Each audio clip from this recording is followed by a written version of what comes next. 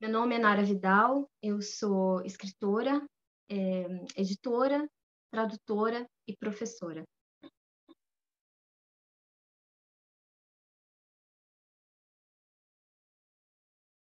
Bom, o livro entrou na minha vida de uma forma bastante tímida, eu acho.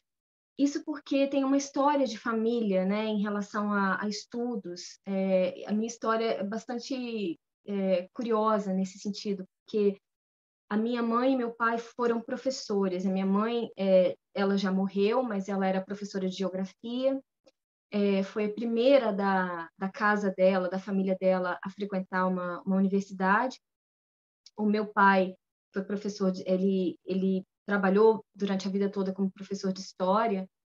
E apesar de ter essa casa com dois professores, a gente vem aí de uma casa, uma família que morava toda na mesma rua, né? Eu venho de Minas Gerais, uma cidade chamada Guarani, uma cidade de 8 mil habitantes, é muito pequena. E a nossa rua, era praticamente a nossa família. Então, é um peso muito grande, né? A gente cresce em volta dessa família. Então, assim, a minha mãe e meu pai foram ter acesso a livros, a estudo, depois, né? Ou seja, eles começaram a passar isso para as filhas. Nós somos somos três filhas, e eles começaram a passar isso para a gente adiante. Mas o que foi passado para eles foi tudo muito tímido, tudo muito lento, porque os meus avós do lado do meu pai eram muito católicos, eram pessoas que frequentavam a missa aos domingos, e eles tinham um pouco mais de estudo, se comparado ao lado da minha mãe, que são os Vidal, de onde eu pego o sobrenome. E o lado da minha mãe tem, então, meu avô, que foi um autodidata, um cara que era comunista, não gostava de padre, mas ele lia muito, ele era uma pessoa muito bem informada, e ele, acima de qualquer coisa, valorizava muito essa questão de estudo como uma forma de emancipação. Então, ele quis que as filhas e os filhos estudassem. A minha mãe conseguiu uma bolsa de estudos num internato em Juiz de Fora, e ela foi, então, estudar, virou professora, e a partir daquele momento, os livros começaram a entrar na vida dela, né? Apesar do que eu acho que a influência do meu avô na vida da minha mãe sempre foi muito forte nesse sentido de estudos, porque apesar do meu avô não ter frequentado uma escola, ele sabia ler, não escrevia muito, mas sabia ler, e ele tinha opiniões muito fortes, opiniões políticas, ele discutia sobre tudo, e eu acho que isso acabou influenciando a minha mãe, né, nesse sentido, assim, não necessariamente de livros físicos, mas de pensamento, de conhecimento, de compartilhar essas discussões que eles tinham em volta da mesa, enfim. E a minha avó, no lado da minha mãe, era uma pessoa que se interessava muito por coisas assim de benzer, sabe, de macumba, essas coisas. Então, era uma família muito misturada nesse sentido, sabe? Então, assim, eu tenho uma coisa muito engraçada que aconteceu quando eu estava crescendo. Eu estava com uma dor enorme na minha perna, eu devia, sei lá, devia ter uns 8 ou 7 anos, eu não me lembro. Mas a minha avó, do lado do meu pai, que é muito católica, pediu para o padre rezar uma missa para minha perna melhorar. Aí a minha avó, que benzia, mandou a benzedeira ir lá e fazer lá, benzer a minha perna para que melhorasse. E aí a minha mãe me levou no médico. Então tinha esses três, essas três partes assim de crença, sabe, de tudo isso. O fato é que a minha perna melhorou, mas eu não sei quem que foi que curou a minha perna. Se foi Deus, se foi o diabo, se foi um médico, eu não sei. Mas é uma história engraçada porque ilustra muito essa minha criação, que veio muito forte em questões, influências culturais de várias facetas, assim, sabe? Então, por exemplo, eu acho que o livro físico chegou de uma forma tímida depois, mas as histórias, as narrativas, elas chegaram desde sempre, exatamente com essas pessoas que não tinham livros em casa, né, os meus avós. Porque eram pessoas muito interessadas em contar histórias, então a gente se reunia e contavam histórias de todos os jeitos. Ali na minha cidade, na minha rua, a gente tinha essa cultura de botar uma cadeira para fora no passeio e conversar à noite, contar história até a hora de dormir. Então, assim, eu acho que a literatura, de uma maneira, chegou na minha vida muito cedo nessa questão da oralidade, nessa questão da narrativa, de passar uma história para frente, né? Mas os livros chegaram bem depois, chegaram aí dessa forma muito tímida. Minha mãe, então, começou a ter acesso a livros físicos, então a nossa casa tinha enciclopédias, tinha muitos livros didáticos. A minha mãe é professora de geografia, ela uma vez convidou um escritor de livros didáticos para ir jantar na nossa casa, e eu me lembro que foi um dia que ela falou que era um dia importantíssimo, porque vinha um escritor, um autor publicado, na nossa casa jantar, que a gente se comportasse muito bem, porque era uma pessoa ilustre. Tinha assim toda essa preocupação, sabe? E essa importância dada aos livros, né? E para minha mãe, os livros serviram exatamente, os estudos, os livros serviram como uma maneira de emancipação de fato, porque aí a partir dali ela saiu de casa e virou professora, ficou independente financeiramente e, e foi mais ou menos isso. Então, assim, os livros chegaram através da minha mãe e do meu pai, dessa maneira muito lenta, de uma maneira tímida, porque eles não tinham uma herança de livros para passar para a gente. Eles estavam construindo o próprio acervo de uma forma de bastante sacrifício. Eles não tinham muito dinheiro para ficar comprando livros, enfim, mas sempre se deu muita importância a esse tipo de coisa, né? A estudos, conhecimento, livros, enfim, isso era tudo muito importante. E aí eu comecei a estudar na escola secundária. Eu acho que foi ali que as coisas mudaram um pouco, porque eu fui ficando cada vez pior em matemática e fui me interessando cada vez mais em línguas, em literatura, em português, e as minhas notas eram boas nessas matérias. E aí as professoras começaram a me incentivar muito para que eu lesse livros, para que eu escrevesse, e eu acho que a partir dali eu comecei a me convencer de que aquela seria então a minha praia, seria uma coisa, eu faria alguma coisa ligada a isso. Eu não sabia direito ainda se seria jornalismo, se seria letras, enfim, isso aí ainda não, história, não sabia ainda, mas era sem dúvida essa parte de letras, literatura, línguas, era sem dúvida uma coisa que estava ali pulsando, enquanto a matemática, a química, a biologia estavam morrendo, de fato, para nunca mais viver de novo. Então, eu acho que aí as professoras começaram a me apresentar livros, né? A gente começou a ler muita literatura brasileira, José de Alencar, e aí depois a gente foi passar para a literatura portuguesa, tinha essa de Queiroz. Então eu comecei a ler esses clássicos e confesso que em vários momentos eu lia por obrigação, né? E aí eu tive um momento na adolescência que eu realmente não queria saber de ler, achava chatíssimo. E aí depois aconteceu que uma amiga minha, Elizabeth, uma amiga querida de infância, ela era uma pessoa muito curiosa, ainda é uma pessoa muito curiosa, continua sendo uma grande amiga. Ela lia muito, e ela sempre leu muito, e ela não tinha dinheiro para comprar livro. Ela frequentava a biblioteca municipal assim quase diariamente.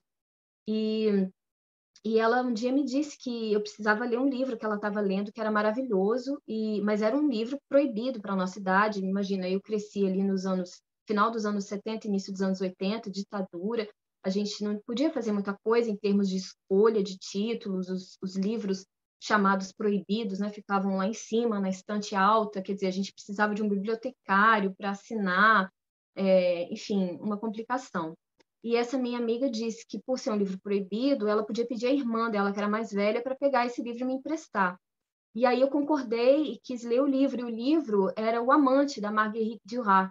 E aí esse livro foi um livro importante para mim, porque foi a primeira vez que eu tive assim acesso a uma coisa que eu escolhi para ler, de uma qualidade enorme, assim, né? Claro, eu já estava lendo José de Alencar, já estava lendo literatura brasileira, mas aquilo ali foi uma escolha. Eu quis ler aquele livro, ao invés de ser imposto pela escola, né?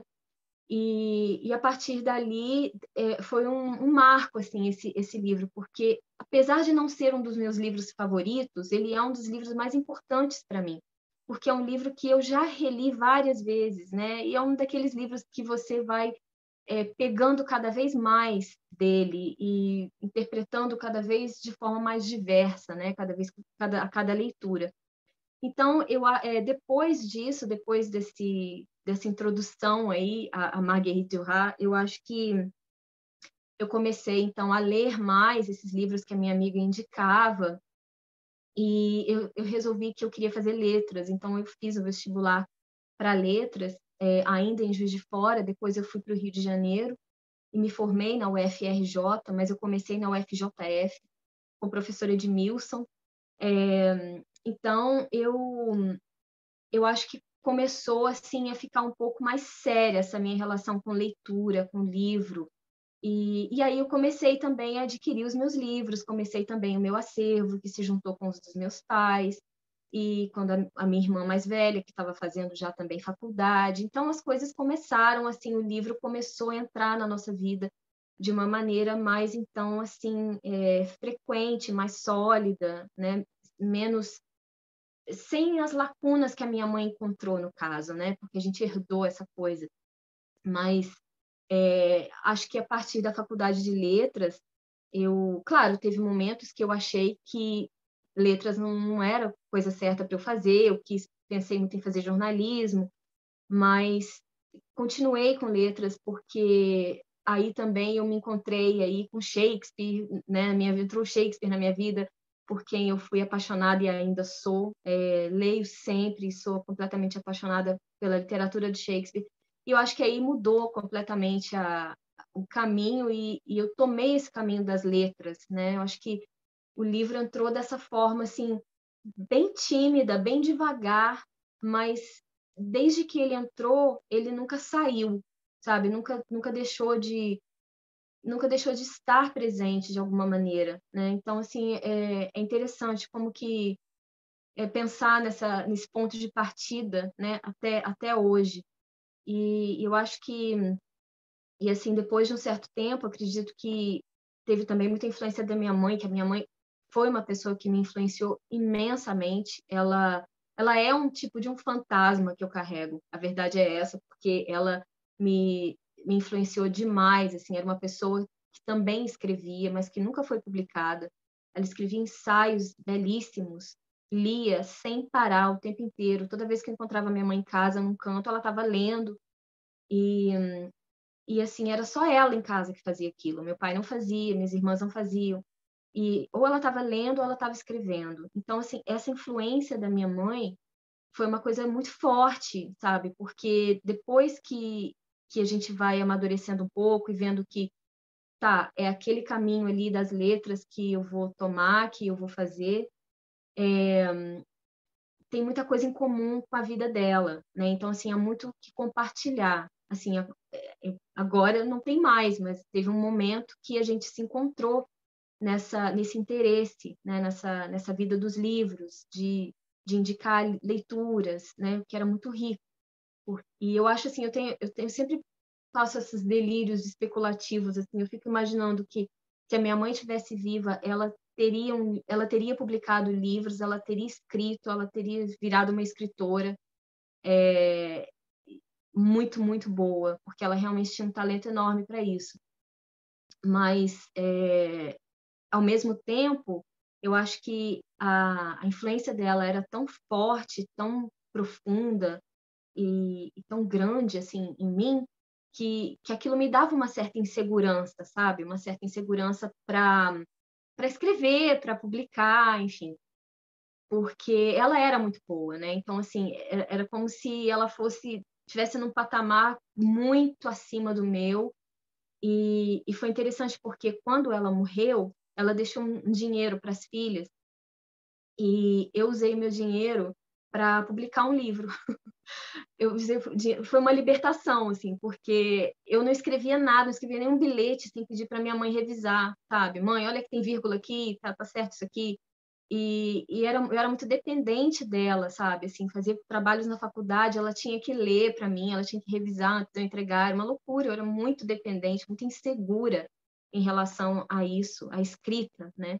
E aí, depois que ela morreu, eu decidi, então, bancar uma publicação horrível, que eu espero que não exista mais, que as pessoas tenham esquecido disso, mas um livro de crônicas, enfim, uma coisa horrorosa, mas que saiu e foi importante ter saído para mim, foi um processo importante esse, de ter saído esse livro, porque ele fala, para mim, ele representa isso, essa libertação mesmo, o meu caminho agora é comigo mesma, sozinha, né? E foi importante isso. Então, eu acho que se traçasse uma trajetória, né? O livro entrou e como ele continuou, como ele ficou, eu acho que isso aí ilustra bastante. É muita coisa, mas eu acho que isso aí dá para ter uma boa ideia de como é que foi.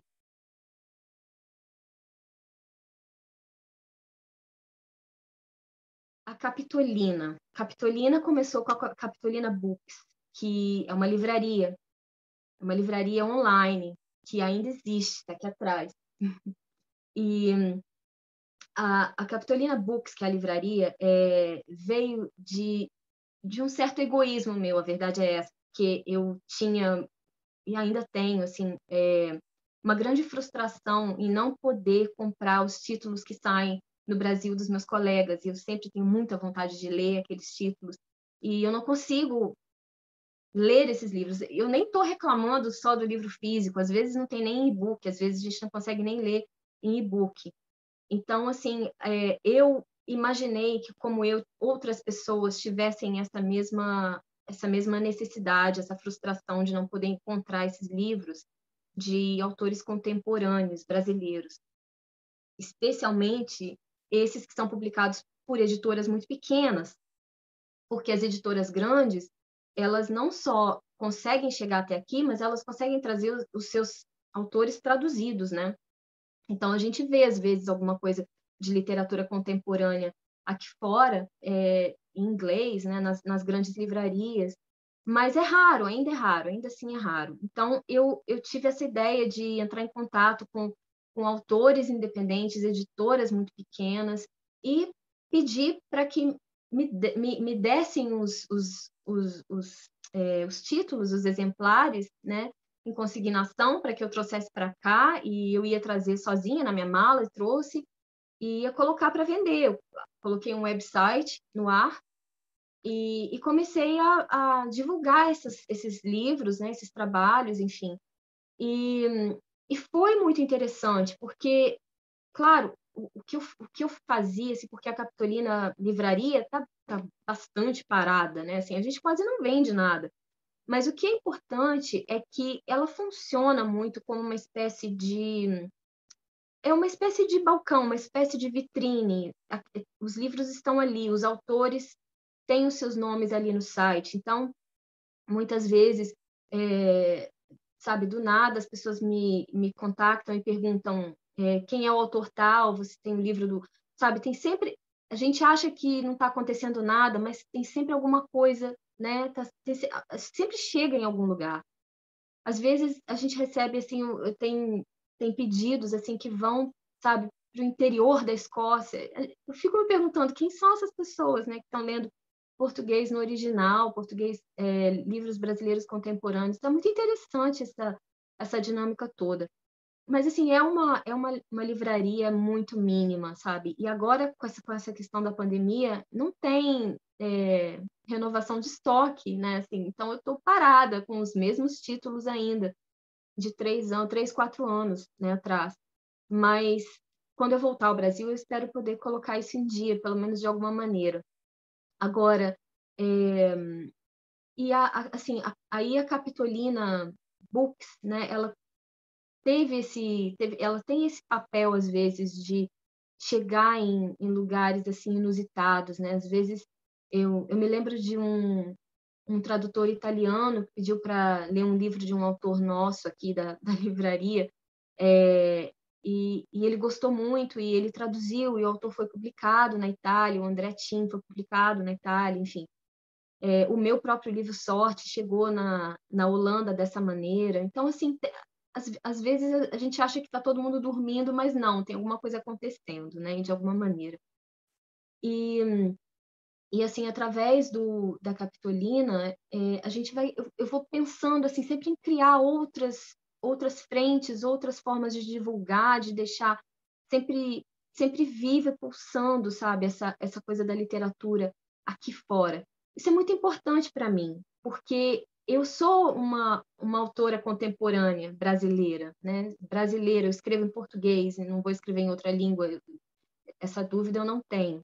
Então, assim, para mim é muito importante fazer isso girar, porque senão as coisas ficam muito concentradas nos grandes, sabe? Nos grandes jornais, nas grandes editoras, nos autores já muito conhecidos. E as pessoas ficam sempre pensando, os autores querem sempre furar essa bolha e entrar nesse, nesse círculo. Mas existem tantas outras oportunidades, outras formas de se fazer presente no mercado, que não necessariamente você tem que entrar, sabe, em todos esses lugares. Hoje em dia, eu acho que isso está muito claro, eu acho que tem muitas iniciativas interessantes acontecendo. E por conta da Capitolina, acabou que eu fiz uma proposta para a Universidade University College London, e para a gente botar para frente aí de pé um projeto que se chamava Brazilian Translation Club, que eram oficinas de traduções, oficinas de tradução de contos de autores que eu separei, que eu selecionei. A maioria de livros que eu tinha ou tenho na Capitolina. E aí a gente começou esse processo de traduzir, a gente se encontrava uma vez por mês em Bloomsbury, no centro de Londres, e a gente ia fazendo então essa oficina. E a coisa cresceu de uma maneira que a gente teve assim, uma enorme participação de vários tradutores de literatura. E assim, muita coisa parte daí, né? Muita coisa acaba saindo daí. Então, por exemplo, a gente acabou publicando uma antologia bilíngue, né? Com todo esse trabalho que foi feito, que saiu na revista Corpus, que é uma revista acadêmica da Universidade Federal de Santa Catarina, com a parceria da Dirce Valtric do Amarante, e ela abriu as portas para a gente publicar na revista acadêmica da qual ela é editora dessa revista, né? Então, assim, foi muito bacana essa parceria, porque ficou muito bonita a edição, muito bem cuidada, e tá lá à disposição para quem quiser ler no original, quem quiser ler a versão em inglês. Então, foi um exercício muito bonito, assim, muito trabalhoso. Eu não acho que eu vou fazer isso de novo. Deu um trabalho imenso, uma dor de cabeça enorme, muita gente trabalhando junto, assim, uma loucura. Mas foi muito bacana o resultado. Então, assim, eu tenho muito orgulho desse projeto, desse clube de tradução. E aí, a partir da pandemia, a gente passou a fazer esse clube de tradução online, que de uma maneira abriu aí a participação de gente, tradutores que moravam na China, nos Estados Unidos. Então, foi também enriquecedor nesse sentido, se a gente for pensar no lado bom disso tudo. A gente deixou de se encontrar ao vivo em Bloomsbury, tomando vinho, mas ao mesmo tempo a gente conseguiu então juntar gente do mundo inteiro. Então a gente perde, a gente ganha, mas foi bacana. E aí, por conta da pandemia, eu não tinha mais como fazer nenhuma entrega de livro, a livraria fechou, porque assim, não tinha como mais, é o correio, né? Aqui fechou tudo, de fato. Foi mesmo um isolamento completo, 100%, assim, a gente não tinha o que fazer. E aí eu com o site, pagando pelo site, eu falei, não, eu vou então botar de pé uma ideia que eu já tinha antes, mas eu acho que chegou a hora que vai ser uma publicação literária, gratuita, de acesso gratuito, que eu vou então disponibilizar a partir desse site. Aí surgiu a Capitolina Revista, que não é revista Capitolina, porque existe uma revista Capitolina muito bacana, muito bonita, que é uma revista, não sei, uma faixa etária de 18, 20 anos, assim, muito interessante. É uma revista que eu sempre recomendo que as pessoas leiam, porque é muito boa. E a que eu criei aqui é a Capitolina Revista, né? Uma Capitolina que é revista. Então, eu acabei colocando então de pé essa ideia que eu já estava assim meio que me perseguindo um pouco assim, mas eu aproveitei com a pandemia porque eu não consigo ficar parada muito tempo assim, sem fazer muita coisa, sempre fazendo as coisas. Então eu coloquei de pé essa ideia e teve assim foi uma alegria como as pessoas receberam a Capitolina Revista. Eu adoro fazer revista, adoro editar revista. Eu tenho assim o maior prazer em editar os textos, em ler cada texto, sabe, assim, fazer todo o trabalho gráfico, escolher as imagens. Eu adoro fazer isso. É um momento de puro prazer. Não tem estresse nenhum de fechamento, de nada disso, porque eu faço sozinha praticamente. Tem algumas pessoas que me ajudam muito. A parte de resenha está crescendo, a gente tem a Carla Bessa, que contribui muito, colabora com resenhas, o Sérgio Tavares também vai colaborar com resenhas, Gabriela Ruivo Trindade, que é uma escritora portuguesa, ela tem uma coluna, tem uma amiga nossa, Silvia Gasparoni, que é uma italiana entusiasta da literatura em português, e ela faz a parte do PDF, que está um pouco atrasada, mas é porque a gente tem muita coisa para fazer e nem sempre consegue dar conta de tudo na hora certa, mas enfim, são essas pessoas que ajudam e se disponibilizam aí a criar a Capitolina comigo. Então, é um trabalho de puro prazer, assim, mas eu não tenho compromisso com ela, no sentido de quando, sabe, não tem assim, todo mês vai sair a Capitolina no dia 10. Não tem isso, ela sai quando eu posso, porque eu também tenho que trabalhar, eu tenho as minhas prioridades, a minha prioridade é o trabalho remunerado, então assim, a Capitolina não remunera ninguém, mas ao mesmo tempo é um veículo que me parece interessante, importante para divulgar literatura de todo jeito, né? Assim, temos aí contribuições de autores super já assim conhecidos, né? Já que todo mundo já sabe quem são esses autores, e temos autores novos, pessoas que ainda às vezes não tem nenhum livro publicado, mas que já escrevem muito bem. E eu estou sempre muito aberta, muito ligada a isso. Eu gosto muito de variar, sabe? De não, assim, é uma preocupação constante essa representatividade aí da revista. Então, assim, eu tento colocar gente do Brasil inteiro, homens, mulheres, assim, todo mundo eu quero que esteja representado, porque senão não faz nenhum sentido. A gente já teve aí durante muito tempo uma representatividade fraquíssima, né, assim, em relação à literatura. Então agora a gente não pode voltar com isso, tem que estar sempre atento. E esse exercício eu acho importante, então eu tento colocar isso em prática, né? É difícil às vezes a gente quer, assim, eu penso em publicar alguém da região norte, nem sempre é fácil, sabe? O contato nem sempre não é que seja uma coisa fácil de ser feita, mas eu faço questão de tentar, sabe? Faço questão, é importante isso para mim, para que a revista seja relevante, né, nesse sentido.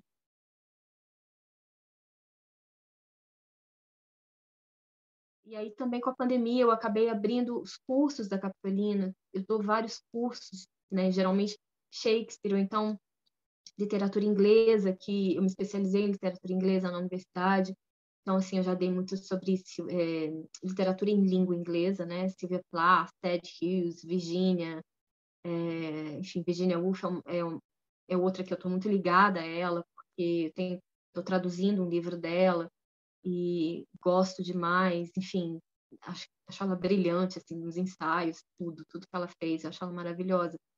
Mas aí eu tenho oferecido cursos também, eu acho importante, são assim, cursos para alimentar a mente, né, durante essa pandemia.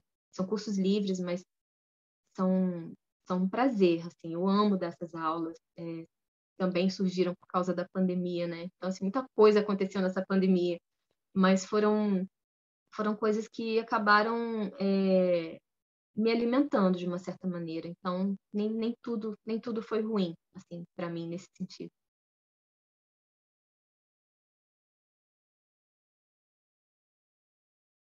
Eu tenho trabalhado em várias frentes, assim, né? Eu tenho feito a edição da revista, tenho traduzido bastante, tenho dado muita aula, e são funções, assim, que exigem uma praticidade muito, muito grande, sabe? Agora, o momento que eu sou eu, assim, digamos assim, é o momento de escrever, de criar ficção, né? Escrever ficção. Essa parte é onde eu me encontro mesmo, assim, de fato. Assim, eu não tenho uma estrutura muito clara em relação à minha criação literária, assim, a escrever livros, escrever romance, conto, enfim. Poesia eu jamais vou escrever, porque eu gosto demais de poesia para tentar matar a poesia nos poemas, eu jamais escreveria poesia. Mas, assim, eu acho que eu não tenho, assim, sabe, às vezes as pessoas perguntam como é que é a sua rotina para escrever, né, para criar, para escrever ficção. Eu não tenho, assim, e o que acontece é de, às vezes, eu ter trabalhos para fazer, trabalhos, assim, eu tenho prazos para cumprir, então aquilo tem uma prioridade, né, aquilo tem que ser feito.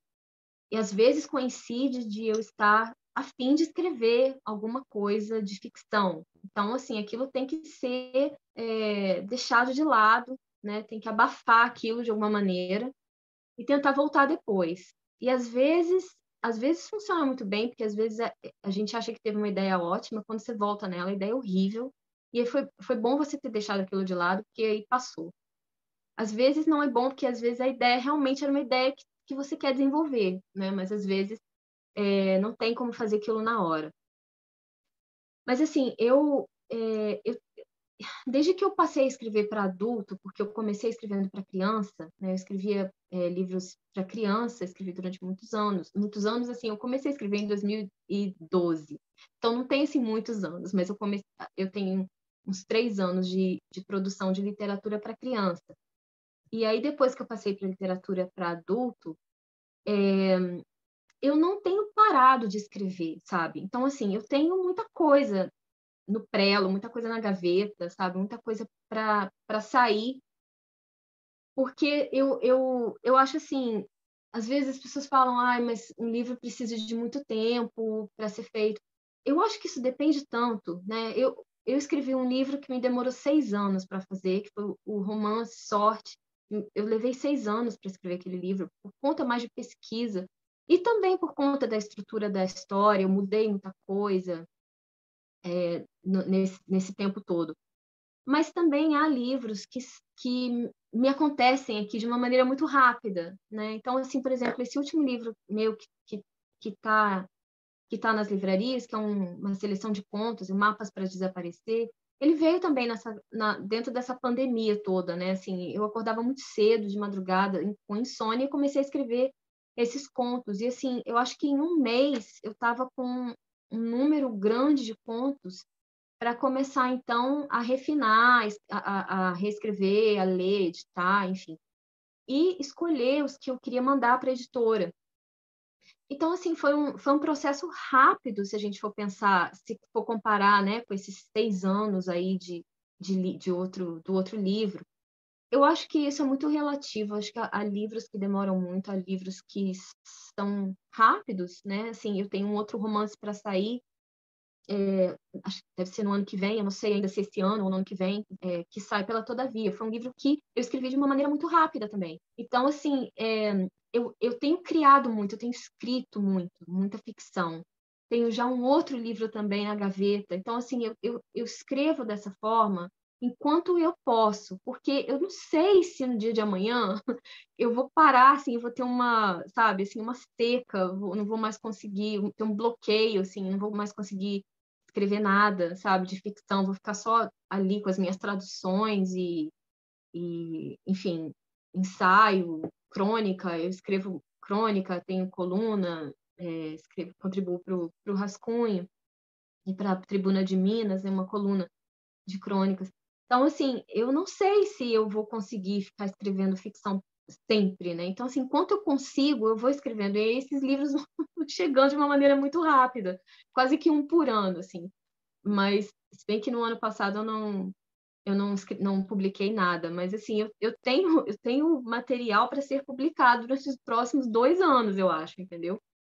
Então, assim, é uma coisa meio. Eu não sei, assim, classificar, assim, eu não sei identificar muito bem se eu tenho uma estrutura para isso ou não. Eu acho que eu vou aproveitando enquanto eu estou escrevendo, eu vou aproveitando esse momento que está surgindo a ideia, está surgindo a vontade, o desejo de escrever, e eu vou escrevendo. E assim, os outros trabalhos, a gente tem a sorte, né, o privilégio de fazer coisas que gosta, né, assim. Então, eu faço com muita alegria, assim, muito prazer as aulas. Eu amo dar aula, como eu amo dar essas aulas. E eu nunca imaginei que eu pudesse dar aula online, assim, eu achava estranho, sabe, assim, essa dinâmica de aula virtual. Mas eu adoro, é muito gostoso, sabe, assim, conversar com as pessoas e falar de assuntos que eu tenho total interesse, que eu adoro estudar, enfim, é muito bacana. Então, assim, eu acho que é uma mescla, sabe? É meio que uma bagunça, assim, para ser sincera, mas, assim, eu acho que essa mescla, ela vem compartimentada, assim, cada uma num quadradinho, assim, chega na hora que precisa chegar. Então, assim, eu tenho as minhas prioridades, mas a parte criativa, ela vem, assim, meio sem anúncio, sem aviso, e eu vou aproveitando quando ela chega, porque eu não posso garantir, né, assim, eu vou continuar escrevendo, sei lá, a gente nunca sabe, né? A gente, às vezes, sabe de histórias de autores que não escrevem mais, porque não conseguem mais escrever, terminaram ali nos 2 livros, enfim. Mas eu vou aproveitando, assim, essa fase enquanto ela existir. E eu acho que é essa, assim, acho que é assim que funciona, sabe? Essas partes todas funcionam dessa forma, mais ou menos.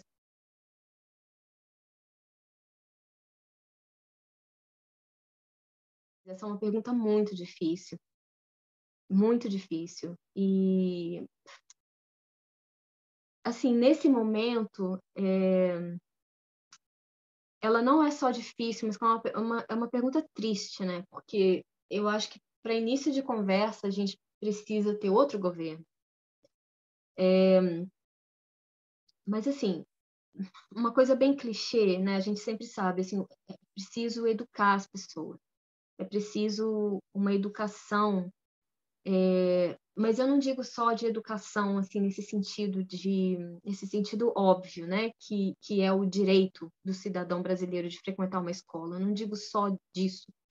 Eu digo uma educação a ser exercida, uma educação praticada, no sentido de, por exemplo, eu acho muito interessante como que, às vezes, existe uma as pessoas se acomodam muito nessa questão de a escola particular é a melhor.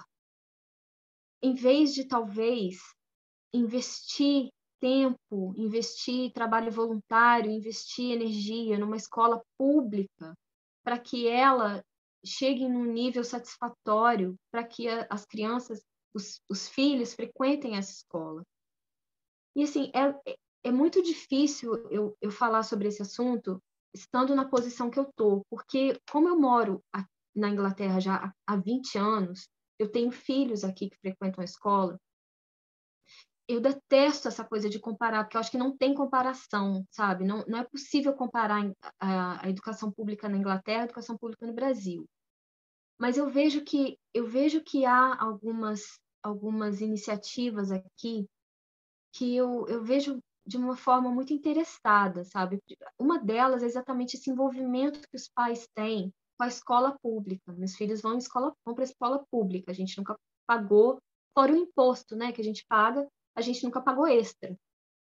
Então, assim, eu, eu acho que eu acho que esse envolvimento dos pais na escola, então, assim, você os professores prestam conta para você, você cobra, você ajuda, você às vezes dedica um pouco do seu tempo, se você tem esse tempo, você dedica um pouco do seu tempo a ir na escola fazer algum trabalho voluntário, a fazer uma leitura. Eu já trabalhei muito na biblioteca das crianças, na escola delas, já participei de grupos de leitura, quando eu podia, né? Quando eu estava sem trabalhar muito. Então, assim, esse envolvimento eu acho muito importante, assim, a educação nesse sentido, sabe, do brasileiro reivindicar o seu direito de escola pública de qualidade, em vez de pagar duas vezes por uma coisa só, né? Escola particular e o imposto, né? Talvez isso mude, eu não sei, eu espero que sim, porque vale muito a pena, né? O investimento, assim, investimento de tempo, de interesse que os pais precisam ter, né? E eu acho que vale a pena, sabe? Vale a pena, a longo prazo, vale muito a pena. É uma ideia que, de repente, precisa ser mais pensada, os pais se envolverem um pouco mais, sabe? Em vez de só pagarem uma escola particular e achar, às vezes a escola nem é tão boa, né? Às vezes não é tão uma escola particular, nem não necessariamente uma escola boa. Então, assim, eu acho que tem esse lado, né? Tem essa questão, mas tem também, assim, uma questão de formar leitores, assim. Eu acho que formar leitores não é uma coisa, não é uma responsabilidade, uma questão exclusivamente da escola. Formar leitores em casa, né? Em casa também. Então, assim, se tiver esse diálogo aí, se tiver essa colaboração entre casa e escola, aí eu acho que consegue, sabe? Botar na criança aí aquela semente, aquele embrião ali de interesse por livros, né? Assim, por exemplo, eu, o pai dos meus filhos sempre leu para eles, sempre leu antes de dormir. Havia, assim, uma rotina, né? Desde bebezinhos, ele lia para eles todos os dias. Eu também lia sempre em português para tentar ali balancear as coisas, equilibrar um pouco as coisas, as línguas. Mas assim, ele sempre leu para eles todos os dias antes de dormir. Então, assim, o livro chegou já na vida deles, o livro físico ali, aquelas páginas, né? Virando páginas juntos, lendo as histórias. Chegou muito cedo, antes deles nem se darem conta de que aquilo ali era um livro, aquilo era uma leitura, né? Então, assim, eu acho que se existe essa colaboração de família e de escola, eu acho que talvez a gente consiga começar a andar para frente. Mas nesse momento, eu acho que o mais urgente é ter outro governo, não repetir esse governo, ter talvez políticos que se interessem pela política da coisa, no sentido de polis, no sentido de dar poder ao povo, né, do povo poder reivindicar seus direitos, de cumprir os seus deveres, enfim, toda essa coisa toda essa parte civil, assim, sabe, nesse sentido, isso é muito crucial para que o Brasil tente voltar, assim, entrar um pouco nos eixos, né? Eu acho que ter, de repente, políticos que são professores, que se interessam por educação, para que a gente volte a ter pessoas que queiram ser professores, que acham que ser professor é uma profissão bacana, que vale a pena, né? E tem que ser uma profissão bem paga, pelo amor de Deus, né? Não é uma coisa assim só de talentos, sabe? Só disso. Não é isso. A pessoa tem que ser bem paga, né? Tem que ser bem paga para fazer aquele trabalho. Então, assim, isso é muito importante reivindicar, sabe? Essa importância do professor. Eu acho que todos esses elementos, né, assim, no mundo ideal, né, todos esses elementos juntos, eles poderiam fazer milagres, maravilhas para qualquer país, principalmente para o nosso, que agora está onde está. Mas eu tenho esperança, eu acho que tem muita gente que trabalha para que isso possa eventualmente acontecer, né? Eu tenho muita esperança nas próximas eleições, eu acho que a gente vai sair desse buraco e eu acho que as coisas podem melhorar, mas é preciso ter sempre essa consciência, né, de que a gente pode muito mais do que a gente pode ter uma escola pública de qualidade, mas a gente precisa reivindicar por isso, pedir por isso, atuar nisso, né, de uma forma mais política. Eu acho que é por aí.